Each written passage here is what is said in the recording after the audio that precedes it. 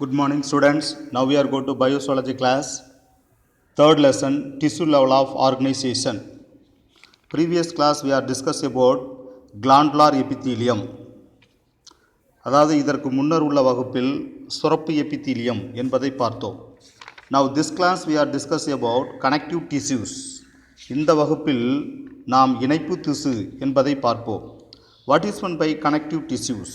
The connective tissues is the developed from the mesoderm and is the widely distributed in the body. And what is the main functions of this the connective tissues? The connective tissues, the major functions are this: the binding, support, protection, insulation and transportation. These are all the importance of this the connective tissues. Importance of the connective tissues. இணைப்பு திசு என்றால் என்ன? உடல் முழுவதும் பரவி காணப்படும் இணைப்பு திசுவானது கருக்கோளத்தின் நடு அடுக்கிலிருந்து the connective tissues that developed from the mesoderm, the widely distributed in the body, கருக்கோளத்தின் நடு அடுக்கிலிருந்து தோன்றியதாகும். What are the importance of this connective tissues? இணைப்பு திசுவினுடைய பணிகள் இவை முக்கியமாக இணைப்பு திசுக்கள் பிணைத்தல் மற்றும் ஆதரவு, பாதுகாத்தல், பாதுகாப்பு உரையாக அமைதல் மற்றும் பொருட்களை கடத்துதல். பைண்டிங் பிணைத்தல், சப்போர்ட் ஆதரவு, ப்ரொடெக்ஷன் பாதுகாப்பு, இன்சுலேட்டிங் பாதுகாப்பு உரையாக. Then have transportations of their substance, மேலும் பொருட்களை கடத்துவதற்காகவும் இவை பயன்படுகிறது. These are all the importance of this connective tissues. Then in the connective tissues having this the four main classes, the connective tissues. The connective tissues they include the fat and fibrous tissues of the ligaments. Fat and fibrous tissues of the ligaments. அதாவது இதனுடைய இணைப்பு திசுவானது தளர்வான இணைப்பு திசு மற்றும் அடர்வான இணைப்பு திசு மற்றும் சிறப்பு இணைப்பு திசு என்று மூன்று வகை காணப்படுகிறது. The four main classes of the connective tissues. Four main connection of the connective tissues. What are they? Having this the loose connective tissues. The next one is the dense connective tissues. And the next one is the specialized connective tissues. Specialized connective tissues. So have this the three main type of this the connective tissues. Three main type of the connective tissues. அதாவது இணைப்பு திசுவானது மூன்று வகைகளாக காணப்படுகிறது. அவை தளர்வான இணைப்பு திசுக்கள், loose connective tissues. Then second one is the அடர்வான இணைப்பு திசுக்கள், dense connective tissues. Then third one is the சிறப்பு வகை இணைப்பு திசுக்கள், அதாவது specialised connective tissues. So having this the three type of this the connective tissues, having three type of the connective tissues. So in the important functions I already told to you: binding, supporting, protection, insulating and transportation. And the cartilages, bones, the blood, the major functions of the connective tissues are them. Connective tissues are the binding, support, protection, insulating and transportation substance. These are all the importance of this.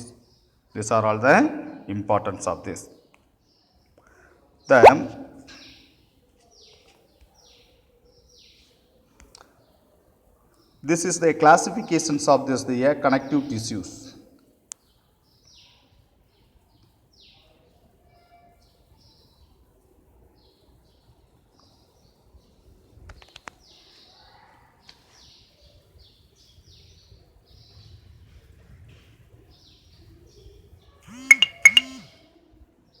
The classifications of this the connective tissues. The connective tissues I already told you have this the three category: loose connective tissues, dense connective tissues, specialized connective tissues. அதாவது தளர்வான இணைப்பு திசு, loose connective tissues, அடர்வான இணைப்பு திசு, tense connective tissues, சிறப்பு வகை இணைப்பு திசு, specialised connective tissues. Having this the three category. The first category is The loose connective tissues. The loose connective tissues again having this the three. One is the areolar tissues,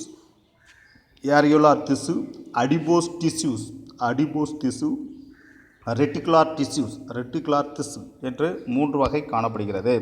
Having this the three type of the loose connective tissues. அது தளர்வான இணைப்பு திசு. Then the dense connective tissues. The dense connective tissues also have the three categories. What are they? Dense regular, அடர்வான சீரான திசு. Then dense irregular, அடர்வான சீரற்ற திசு. Then third one is the elastic, மீள்தன்மை திசு. So have the three categories of this the dense connective tissues, அடர்வான இணைப்பு திசு. Then next one is this specialized connective tissues. The specialized connective tissues also have the three category. சிறப்பு வகை இணைப்பு திசு. One is the cartilage, குருத்தெலும்பு. Second one is the bone, எலும்பு. Third one is the blood, இரத்தம். These are all having this the specialized connective tissues. Specialized connective tissues. So the connective tissues having this the three category. One is known as the loose connective tissues. இணைப்பு திசு மூன்று வகைப்படுகிறது. ஒன்று இந்த loose connective tissues. First one is the loose connective tissues, தளர்வான இணைப்பு திசு. Second one is the dense connective tissues, அடர்வான இணைப்பு திசு. Then third one is the specialized connective tissues, சிறப்பு வகை இணைப்பு திசு. So having this the three categories of this the connective tissues, three categories of the connective tissues. Now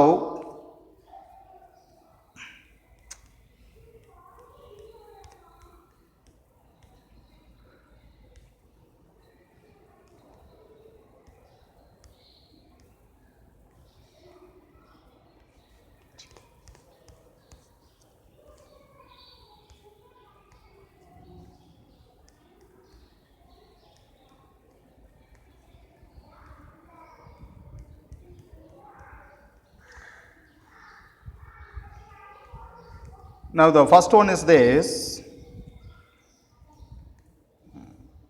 loose connective tissues. I already told you.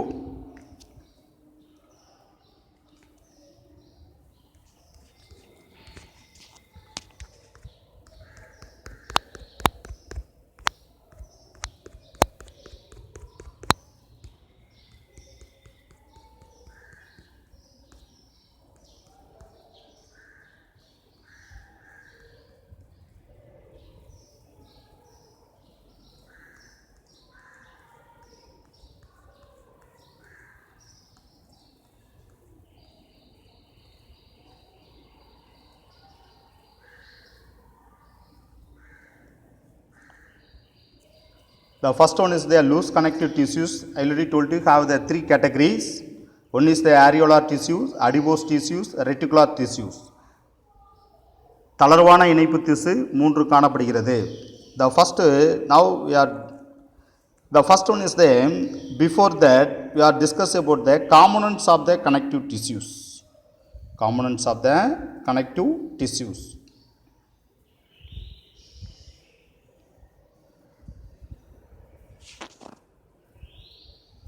Components of the connective tissues. இணைப்பு திசுவில் உள்ள கூறுகள், components. What are the components of this? All connective tissues they consist of their three main components, namely the fibrous, ground substance and the cells. அதாவது அனைத்து இணைப்பு திசுக்களும் நாரிழைகள், அடிப்படை பொருட்கள் மற்றும் செல்கள் என்னும் மூன்று முக்கிய கூறுகளை கொண்டுள்ளன. The components have the connective tissues have the three main components. One is the fibrous, ground substance and cell. இணைப்பு திசுக்களினுடைய அடிப்படை பொருட்கள், நாரிழைகள் மற்றும் செல்கள் என மூன்று முக்கிய கூறுகள் காணப்படுகின்றன. First one is the fibers, நாரிழைகள். The fibers of the connective tissues they provide the support. Three type of the fibers are the fibers found in the connective tissues. The connective tissues matrix, they are the collagen, elastic and reticular fibers. அதாவது நாரிழைகள் எனப்படும் இணைப்பு திசுக்கள் தாங்கு அமைப்பாக உள்ளன. தாங்கு அமைப்பாக உள்ளன. ப்ரொவைட் த சப்போர்ட் தாங்கு அமைப்பாக உள்ளன. இணைப்பு திசுவில் தளத்தில் 3 வகை நாரிழைகள் காணப்படுகின்றன. The fibrous having this the 3 type of this the fibrous having 3 type of the fibrous having. One is the collagen, elastic, reticular fibers. The 3 type of this the fibers having collagen, elastic and reticular நாரிழைகள் என்று 3 வகை நாரிழைகள் காணப்படுகின்றன. Then when this the connective tissues have this the 2 type, namely the connective tissues I already told you. The connective tissues having this the 3 type. Connective tissues having this the 3 type. What are they? Loose connective tissues. Loose connective tissues. அதாவது இணைப்பு திசுக்கள் 3 வகைப்படுகின்றன.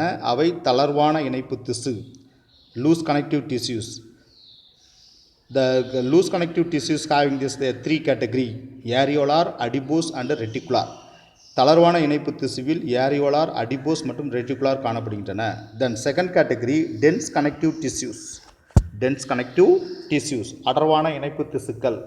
இவற்றில் the dense regular, dense irregular and elastic having this the 3 category of the dense connective tissues.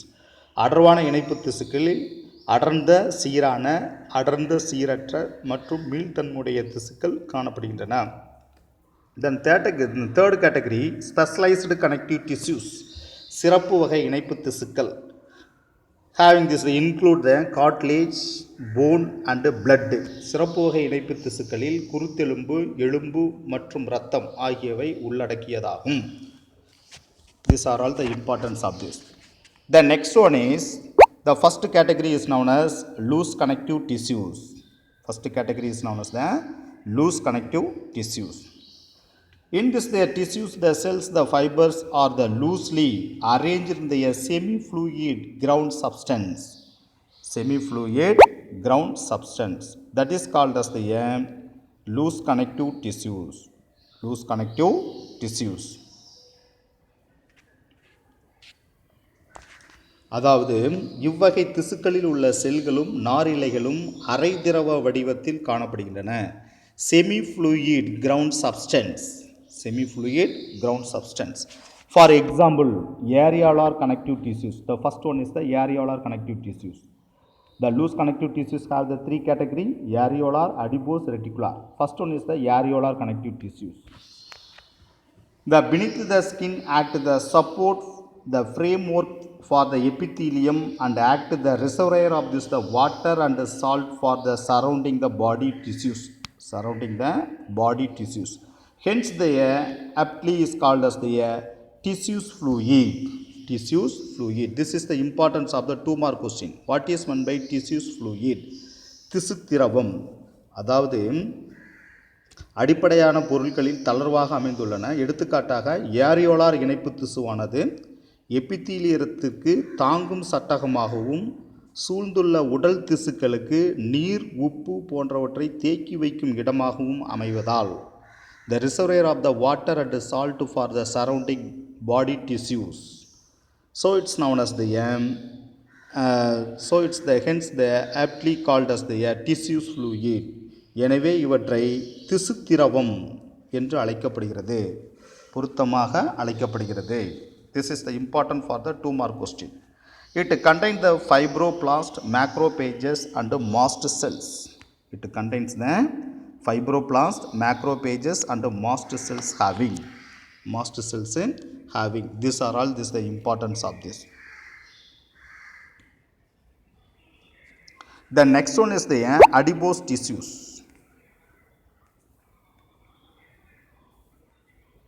These are all the examples of this the diagram. This is the adipose tissues. This is the adipose tissues. The adipose tissues is the first one of this the loose connective tissues. Macrophage, fibroblast, collagen fibers. These are all the parts of this. This is the mast cells. This is the mast cells. Next one is the adipose tissues. This is the second category of the loose connective tissues. அதாவது தளர்வான இணைப்பு திசுவினுடைய இரண்டாவது வகை adipose tissues. This is the diagrammatic position. fat storage area, nucleus, plasma membrane. This is the diagram of the adipose tissues. Diagram of the adipose tissues. The second one is the adipose tissues. Second one is the adipose tissues.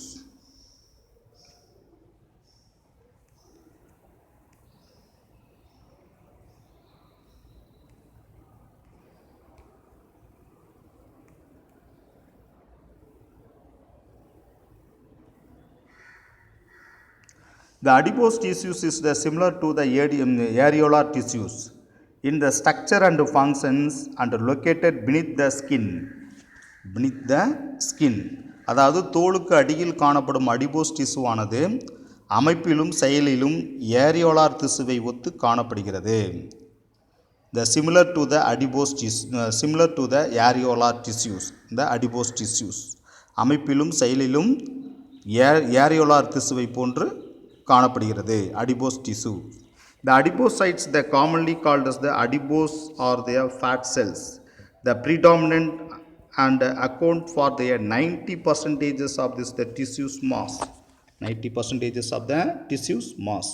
அதாவது adipose அல்லது கொழுப்பு செல்கள் என பொதுவாக அழைக்கப்படும் adipocyte செல்கள் இத்திசு கூட்டத்தில் 90% மேலோங்கி காணப்படுகிறது. The predominant மேலோங்கி predominant and account for their 90% of this tissues mass. The adipocytes the commonly called as the adipose or the adipose or fat cells predominant and account for 90% of this their tissues mass. கொழுப்பு செல்கள் adipose அல்லது கொழுப்பு செல்கள் எனப்படும் பொதுவாக அழைக்கப்படும் அடிபோசைட்டுகள் இத்திசு கூட்டத்தில் 90% மேலோங்கி காணப்படுகின்றன.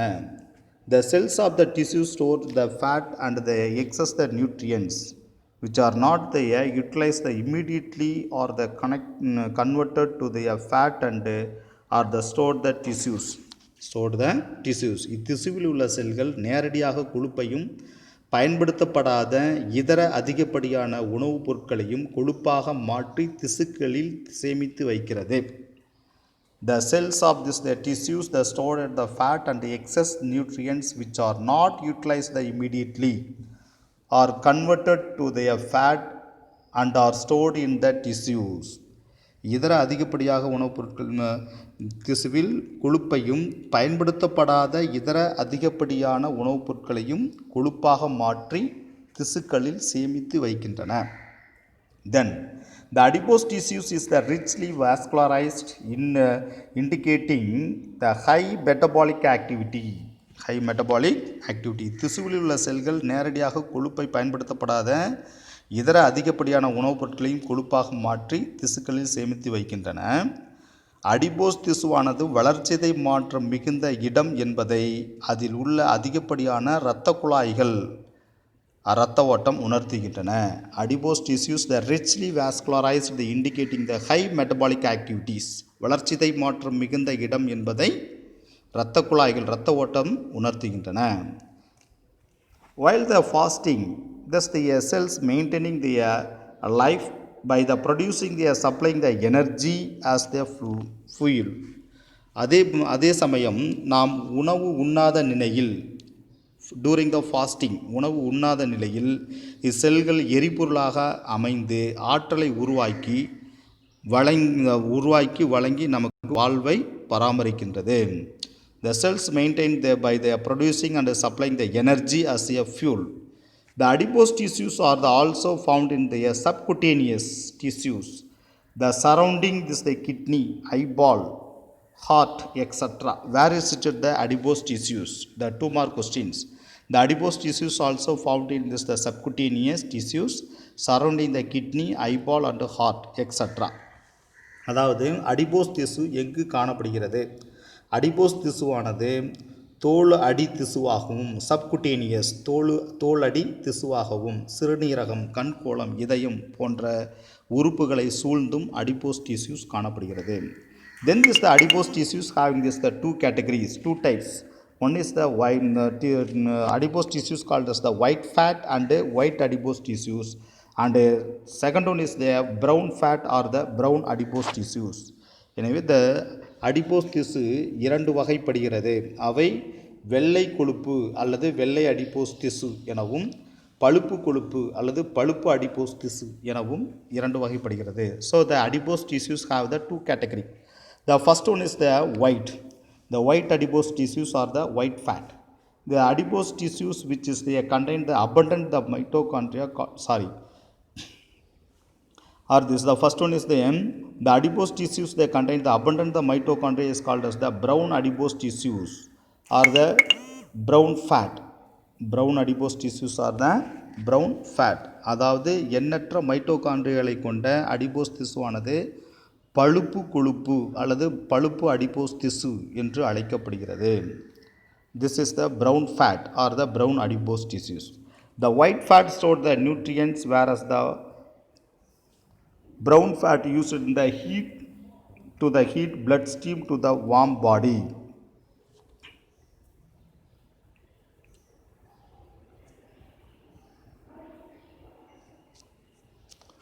அதே போன்று வெள்ளை கொழுப்பானது ஊட்டச்சத்து சேகரிக்கவும் வெள்ளை கொழுப்பானது த ஒயிட் அடிப்போஸ் டிஷ்யூஸ் வெள்ளை கொழுப்பானது அல்லது வெள்ளை அடிப்போஸ் திசுவானது ஊட்டச்சத்துக்களை சேகரிக்க வைக்கும் இடமாக உள்ளது.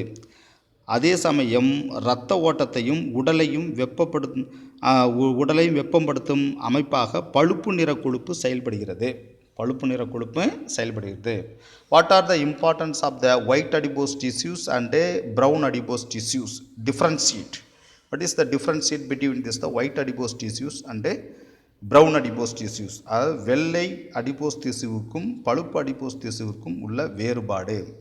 The white adipose tissues is used for this store the nutrients. அதாவது வெள்ளை adipose திசு ஊட்டச்சத்துக்களை சேகரிக்க வைக்கும் இடமாக உள்ளது. But the brown adipose tissues the heat the blood stream to warm the body. அதே சமயம் பழுப்பு அடிப்போஸ் திசுவானது இரத்த ஓட்டத்தையும் உடலை வெப்பப்படுத்தும் அமைப்பையும் பழுப்பு நிற கொழுப்பு செயல்படுகிறது அல்லது பழுப்பு அடிப்போஸ் திசு செயல்படுகிறது. This is the major differentiate between this the white adipose tissues and brown adipose tissues. White adipose tissues and brown adipose tissues.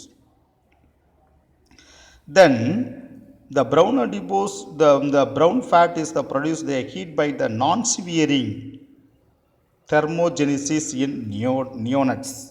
What is the importance of the special brown adipose tissues? The brown adipose species especially produce the heat non-severing the thermogenesis in the neonates. பொதுவாக இந்த பழுப்பு adipose திசு சிறப்பு பண்புகளாக பிறந்த குழந்தைகளின் உடலின் நடுக்கத்தை ஏற்படுத்தாமல் வெப்பம் உற்பத்தி செய்யும் செயலில் பழுப்பு நிற கொழுப்பு அல்லது பழுப்பு அடிப்போஸ் திசு ஏற்படுகிறது. நான்-சிவியரிங் உடல் நடுக்கம் ஏற்படாமல் வெப்ப உற்பத்தி செய்யும் செயலில் பழுப்பு நிற கொழுப்பு ஈடுபடுகிறது. This is the importance for this the brown fat or the brown adipose tissues.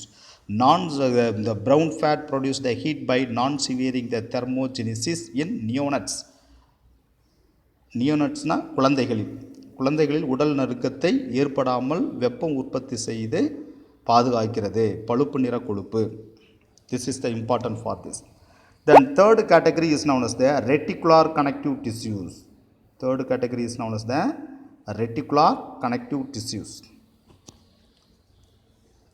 Reticular இணைப்பு திசு. The reticular connective tissues resemble the areolar connective tissues, but their matrix is filled in the fibroblast called as the reticular cells. Reticular இணைப்பு திசுவானது areolar இணைப்பு திசுவை ஒத்திருந்தாலும் அதன் தளப்பொருளானது fibroblast என்னும் reticular செல்களால் நிரப்பப்பட்டுள்ளது. It to form the internal framework, the stroma, that support their blood cells, largely lymphocytes, in the lymph nodes, spleen and bone marrow. அதாவது நிணநீர் கணுக்கள் மண்ணீரல், எலும்பு மஞ்சை போன்ற உறுப்புகளில் இரத்த செல்களுக்கு அகச்சட்டகமாகவும், முக்கியமாக லிம்போசைட்டுகள் அகச்சட்டகமாகவும் ஸ்ட்ரோமா இந்த இணைப்பு திசு பயன்படுகிறது. These are all the importance of this. The support the blood cells, lymph nodes, நிணநீர் முடிச்சு, and spleen, மண்ணீரல், and bone marrow, எலும்பு மஜ்ஜை. You support the blood cells, largely lymphocytes, the lymph nodes, spleen, and bone marrow. It form the internal framework, the stroma, that support the blood cells, largely lymphocytes in the lymph nodes, spleen, and bone marrow. அதாவது இவை நிணநீர் கணுக்கள், மண்ணீரல், எலும்பு மஜ்ஜை போன்ற உறுப்புகளில் இரத்த செல்களுக்கு முக்கியமாக லிம்போசைட்ஸ் அகச்சட்டகமாகவும், ஸ்ட்ரோமா இந்த இணைப்பு திசுகளுக்கு பயன்படுகிறது. The next one is this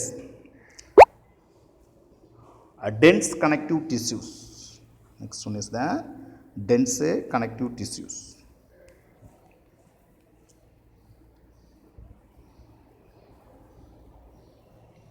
Now we finish the loose connective tissues. The loose connective tissues have the three category. What are they? Areolar tissues, adipose tissues, reticular tissues. அதாவது தளர்வான இணைப்பு திசுவானது 3 வகை காணப்படுகிறது. அவை ஏரியாலார் திசு, adipose tissues, reticular tissue. Now go to this the dense connective tissues. அதாவது அடர்வான இணைப்பு திசு. So the dense connective tissues having this also have the what are they? Dense regular connective tissues, dense irregular connective tissues. Then third one is this elastic connective tissues. Third one is the elastic connective tissues. அதாவது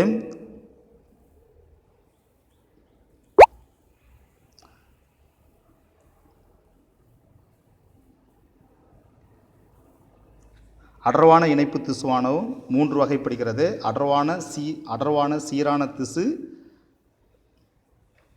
dense regular connective tissues, அடர்வான சீரற்ற திசு, dense irregular connective tissues, and மீள்தன்மை திசு, elastic connective tissues என 3 வகைப்படுகிறது. The fibrous and fibroblasts are they compactly packed in the dense connective tissues.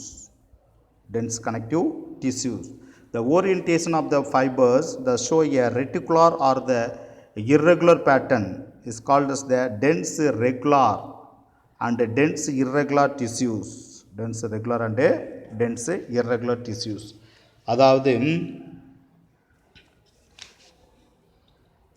அடர்வான இணைப்பு திசு நாரிழைகளும் fibroblast நெருக்கமாக அமைக்கப்பட்டுள்ளன.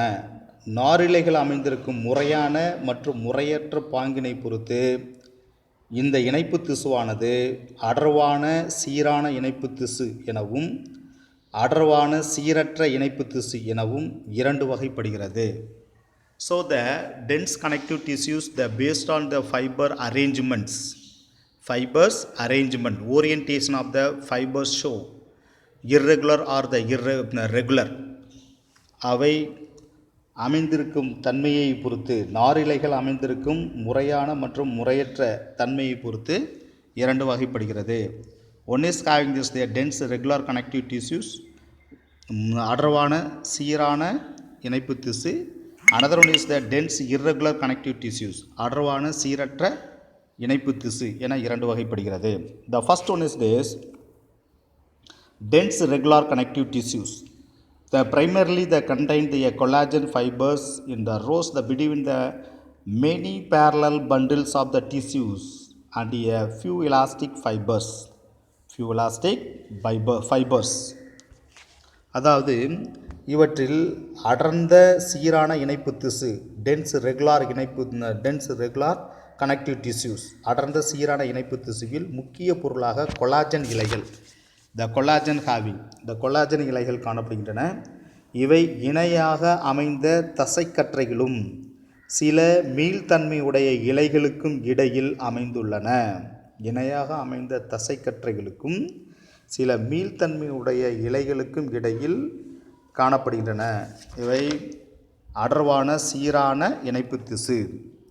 So, when having this the dense regular connective tissues that primarily contain the collagen fibers in the rows between the many இணையான parallel bundles of the tissues and a few elastic fibers. Primarily contain the collagen fibers in the rows between the many parallel bundles of the tissues and a few elastic. இவை இணையாக அமைந்துள்ள தசைக்கற்றைகளுக்கும் சில மீள்தன்மையுடைய இலைகளுக்கும் இடையில் அமைந்துள்ளன. Many parallel bundles of the tissues, the few elastic fibers between this. The major cells that types the fibroblast. இவற்றில் முக்கிய செல்களாக fibroblast என்னும் செல் காணப்படுகின்றன. It attacks the muscles and bones and withstand the great tensile stress when the pulling force they applied in this one direction. அதாவது இது எலும்பு தசையையும் எலும்புகளையும் இணைக்கிறது. It's attached to the muscles and bones and withstand the great tensile stress within the pulling force they applied in this one direction. இது எலும்பு தசையும் எலும்புகளையும் இணைக்கிறது. மேலும் இது ஒரு குறிப்பிட்ட திசையில் அளிக்கப்படும் இழுவிசை அழுத்தத்தை தாங்கும் வகையில் அமைந்துள்ளது. The stress when the pulling force is applied in the one direction. ஒரு குறிப்பிட்ட திசையில் அளிக்கும் இழுவிசை அழுத்தத்தை தாங்கும் வகையில் அமைந்துள்ளது. This the connective tissues they are present in the tendon that attach the skeletal muscles to the bone, that is called as the tendons. அதாவது இவ்விணைப்பு திசையானது எலும்பு தசைகளோடு எலும்பை இணைக்கும் தசை நாண்களிலும் டெண்டான். Then this the ligaments is attached to the one bone to another, that is called as the ligaments.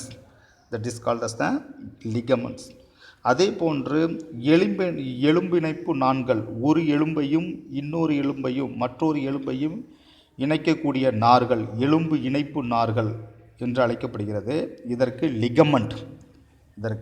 Ligament என்று அழைக்கப்படுகிறது. டெண்டான். What is the differentiate between this the tendons and ligaments?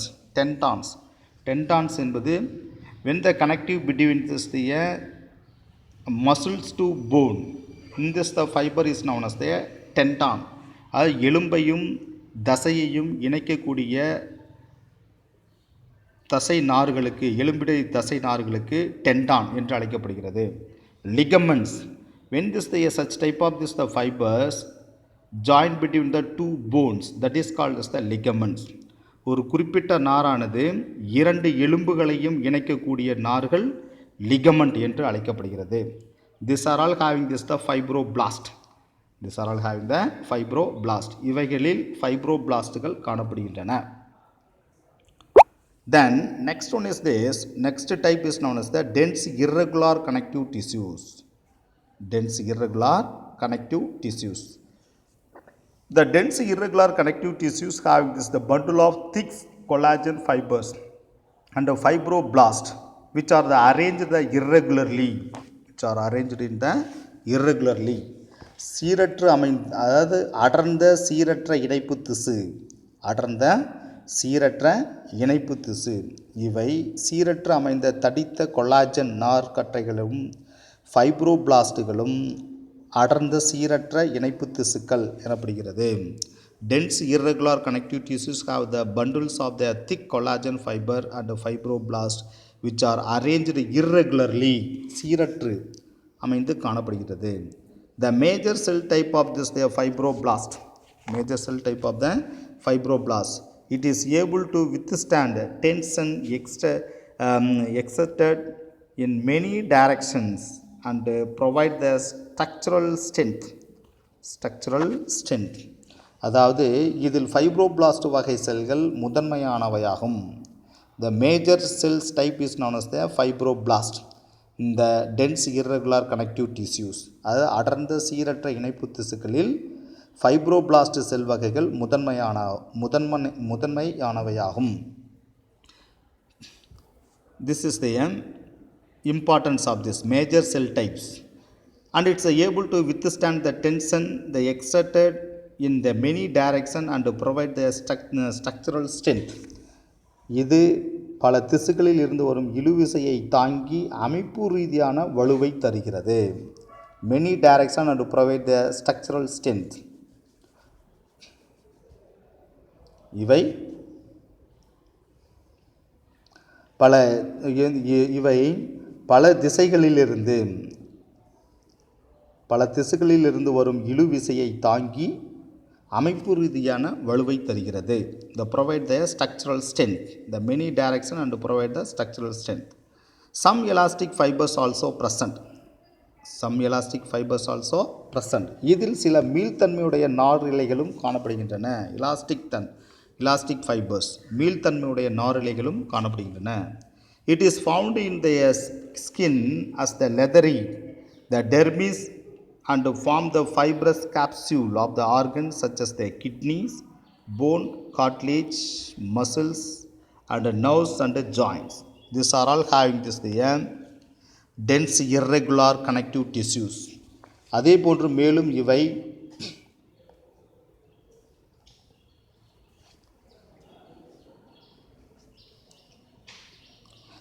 சிறுநீரகம், எலும்புகள், குருத்தெலும்புகள், தசைகள், மூட்டுகள் மற்றும் நரம்புகள் போன்றவற்றை சுற்றி நாரிழைகளை சுற்றியும் உருவாக்குகின்றன.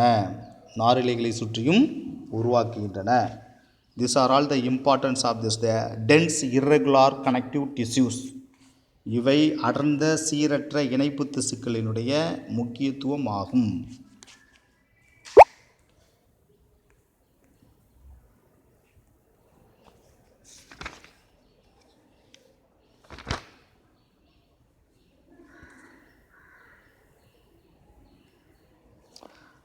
The next go to this the elastic connective tissues.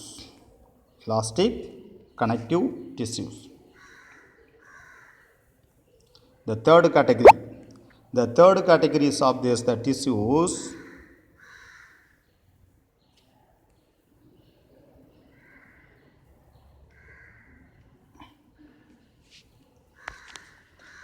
The third category is known as the elastic connective tissues. மீள்தன்மை இணைப்பு திசு எனப்படுகிறது. Third category. This is contain the high proportions of the elastic fibers. It allows the recoil of the tissues following the stretching. மீள்தன்மை இணைப்பு திசுவானது மீள்தன்மை நாரிழைகள் அதிகம் காணப்படுகின்றன. It contains the high proportion of the elastic fibers. It allows the recoil of the tissues following stretching. மேலும் இவை இழுக்கப்பட்ட தசைகள் மீண்டும் சுருண்டு பழைய நிலையை அடைதல் மீள்தன்மை நாரிழையால் நடைபெறுகிறது. It maintains this it allows the recoil of the tissues following the stretching. recoil அதாவது இந்த தசையானது இழுக்கப்பட்ட தசைகள் மீண்டும் சுருண்டு பழைய நிலையை அடைதல் மீள்தன்மை நாரிழையால் நடைபெறுகிறது. recoil மீண்டும் பழைய தன்மையை அடைதல். It maintains the pulsatil flow of the blood through the arteries and the passive recoil of the lungs following the inspiration. மேலும் இவை தமனிகளில் அலை போன்ற துடிப்புடன் இரத்தம் பாய்வதற்கும் உட்சுவாசத்தை தொடர்ந்து நடைபெறும் வெளிசுவாசத்தில் நுரையீரல் சுருங்குவதற்கும் இவ்வகை நாரிழைகள் காரணமாகின்றன. What is the importance of this elastic connective tissues? The elastic connective, this is the important points. In this the elastic connective tissues maintain the pulsatil flow of the blood through the arteries. பல்சேட்டில் அலை போன்ற துடிப்புடன் இரத்தம் பாய்வதற்கும் உதவுகிறது இரத்த குழாய்களில், முக்கியமாக தமனிகளில். Then the passive recoil of the lungs following the inspiration, the found in the walls of the large arteries. அதாவது உட்சுவாசத்தை தொடர்ந்து நடைபெறும் வெளி சுவாசத்தில் நுரையீரல்கள் சுருங்குவதற்கும் இவை பயன்படுகின்றன. Then the found in this the walls of this the large arteries, the ligaments associated with this the vertebral column, and within the walls of this the branchial tubes. இதனைத் தொடர்ந்து பெரிய தமனிகளில் சுவரிலும் முதுகெலும்பு தொடரில் காணப்படும் எலும்பிணைப்பு நார்களிலும் சுவாச குழல் சுவர்களிலும் இவ்வகை இணைப்பு திசுக்கள் காணப்படுகின்றன. These are all the importance of this. Particularly in this the elastic connective tissues used for this the recoiling the pulsatil. It maintains the pulsatil flow of the blood through the arteries. பொதுவாக முக்கியமாக இவை தமனிகளில் அலை போன்ற துடிப்புடன் இரத்த ஓட்டம் பாய்வதற்கும் then this the passive recoil of the lungs following the inspiration, அதாவது உட்சுவாசத்தை தொடர்ந்து வெளிசுவாசத்திற்கு நுரையீரல் சுருங்குவதற்கும் இவையான நாரிழை பயன்படுகிறது. These are all the importance of this elastic connective tissues. So the dense connective tissues have the three category. One is having this the dense regular connective tissues, dense irregular connective tissues, elastic connective tissues. அதாவது அடர்வான இணைப்பு திசுவானது 3 வகைப்படுகிறது. அவை அடர்வான சீரான இணைப்பு திசு, அடர்வான சீரற்ற இணைப்பு திசு, third one மூன்றாவதாக மீள்தன்மை இணைப்பு திசு என்று அழைக்கப்படுகிறது. Then next one is the specialized connective tissues. Third category, specialized connective tissues.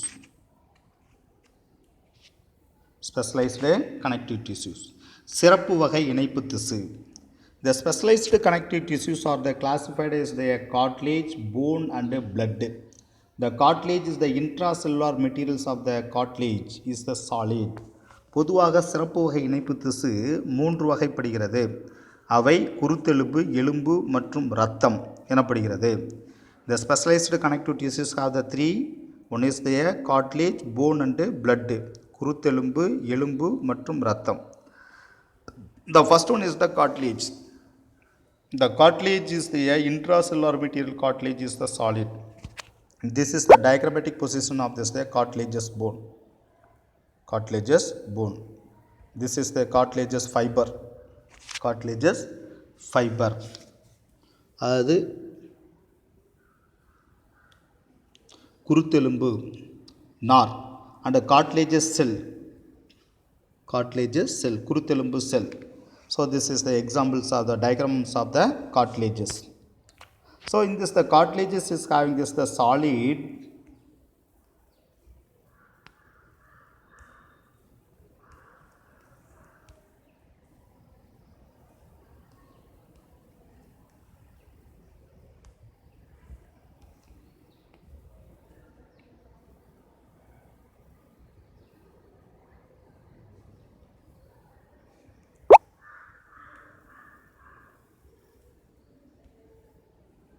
the cartilages is the solid and pliable and resist the compression.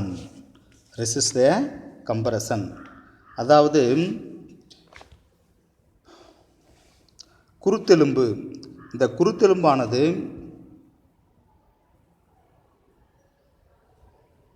இந்த சிறப்பு வகை இணைப்பு திசு 3 வகைப்படுகிறது. அவை குருத்தெலும்பு, எலும்பு மற்றும் இரத்தம். குருத்தெலும்பின் செல்லிடை பொருட்கள் உறுதியானவை, அதே நேரம் அவை வளையும் தன்மையுடையதாகவும் அழுத்தத்தை தாங்கக்கூடியதாகவும் உள்ளன. It's having this the solid, pliable and resisting compression.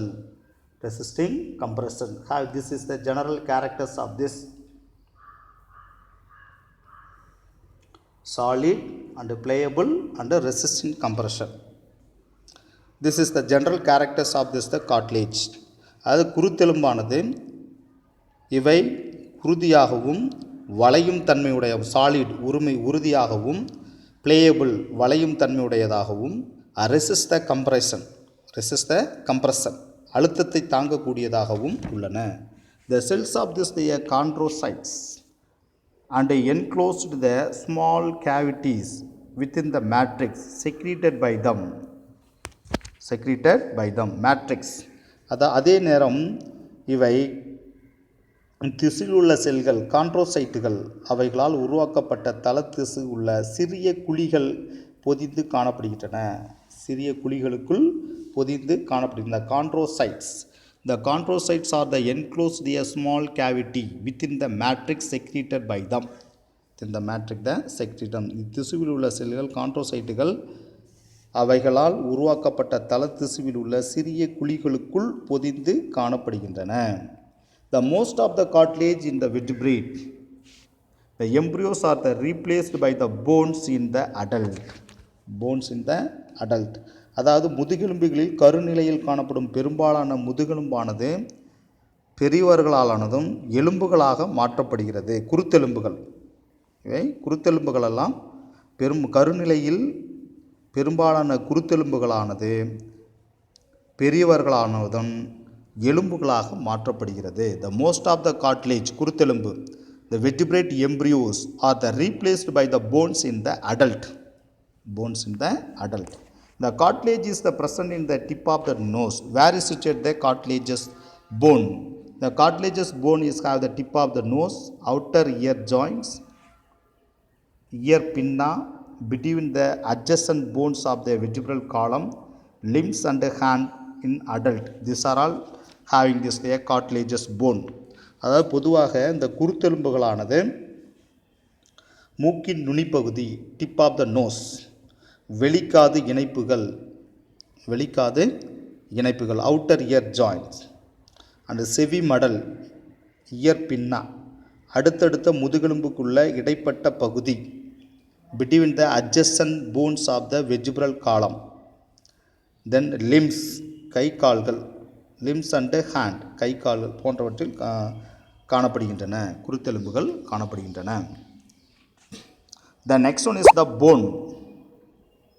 Next one is the bone, எலும்பு. The bones having this the hard and non-pliable. They surround the substance that rich in the calcium salt. பொதுவாக எலும்பானது கடினமான வளையும் தன்மையற்ற non-pliable வளையும் தன்மையற்ற calcium salt calcium உப்புகளால் கொண்ட collagen இலைகள் காணப்படுகின்றன. This is the diagrammatic positions of the bone, the compact bone tissues. அடர்த்தியான எலும்பு திசு bone cell osteocytes.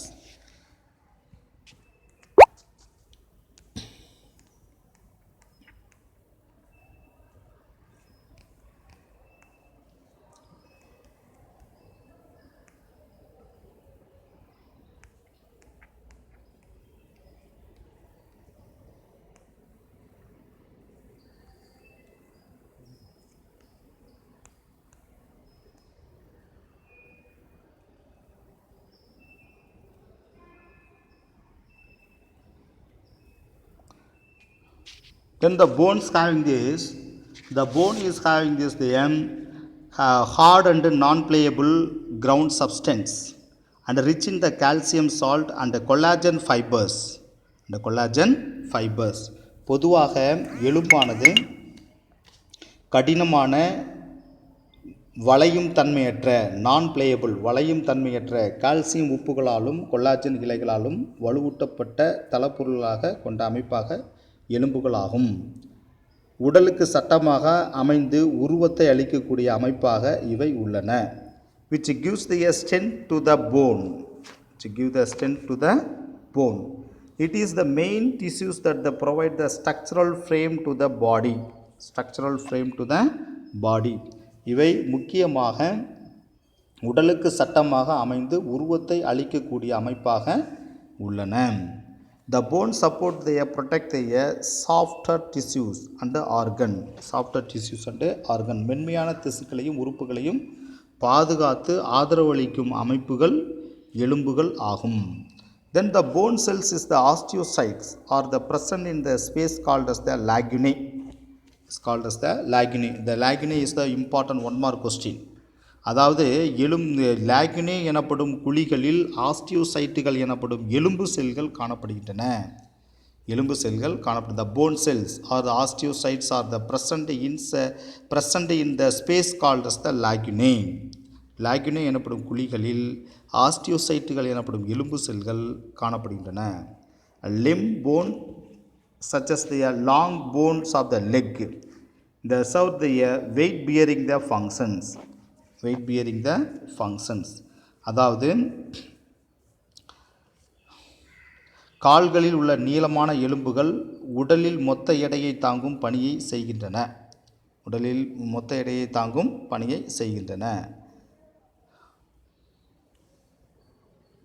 எலும்பு செல்கள், அதாவது எலும்பு செல்கள் ஆஸ்டியோசைட்டுகள் எனப்படும் எலும்பு செல்கள் காணப்படுகின்றன. கால்களில் உள்ள நீளமான எலும்புகள் உடலில் மொத்த எடையை தாங்கும் பணியை செய்கின்றன.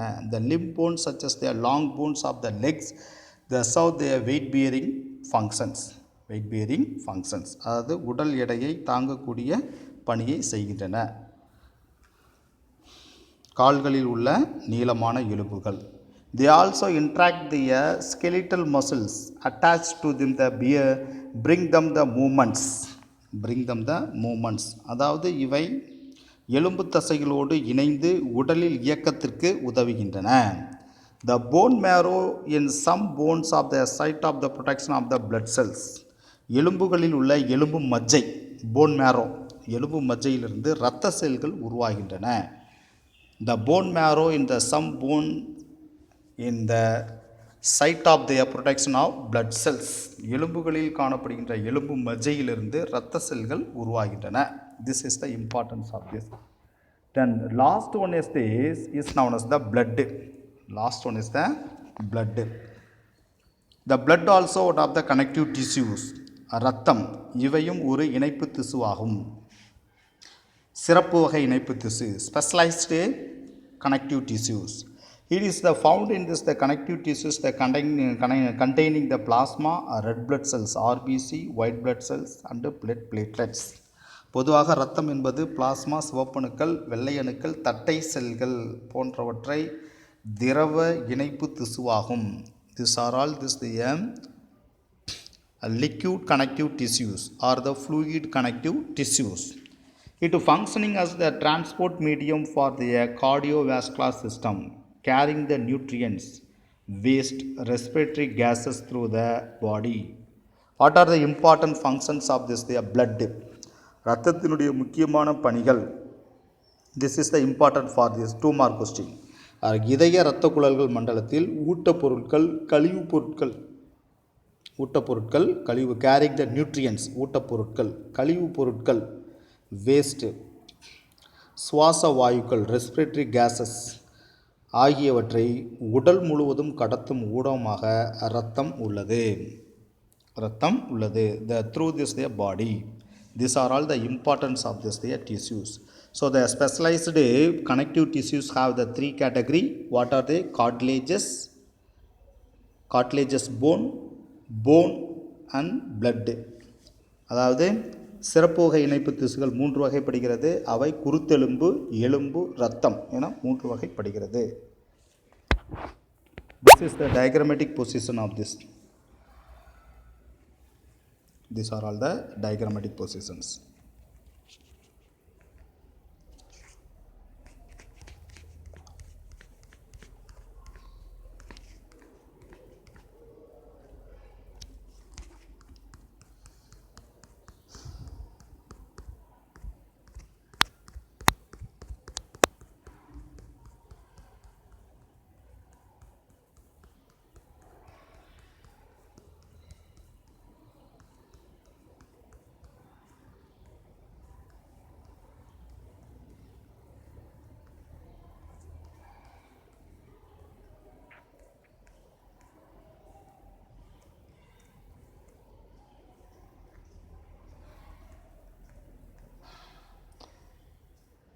So this class have you finished. The next class we can go to the next topic, muscle tissues. Thank you.